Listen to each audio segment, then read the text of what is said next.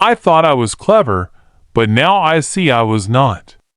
When I married a beautiful woman from Mozambique, it was because I loved her deeply. However, I also had ulterior motives.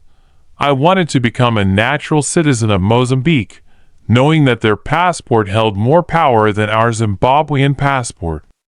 I had a grand plan: save enough money to buy a truck and operate it from Mozambique, getting loads from South Africa. But my love for her was genuine. In 2006, I started working as a truck driver for a man from Zambia. We had contracts transporting maize meal between Zambia, Mozambique, and Zimbabwe. I used to park my truck in an area with many small canteens, and that's where I met my future wife in Beira. It was almost love at first sight. We exchanged contacts, and our relationship blossomed quickly.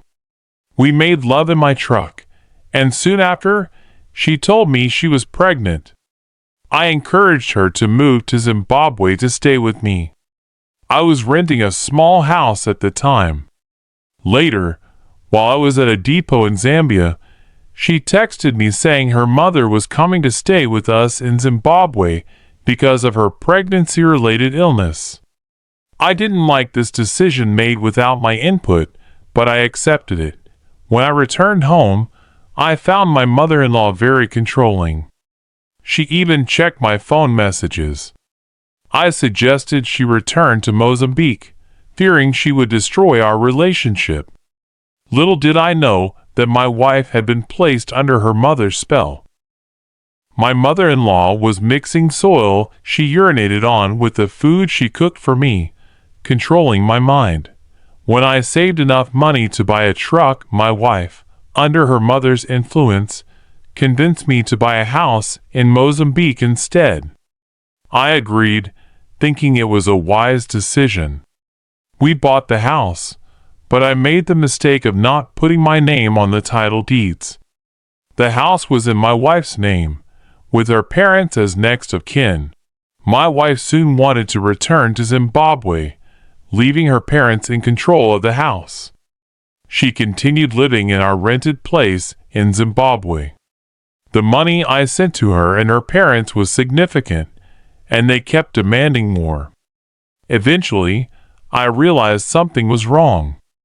My mother-in-law even told me to delete my relatives' phone numbers, claiming they were witches. My wife had several miscarriages before giving birth to one child. The control from her mother continued.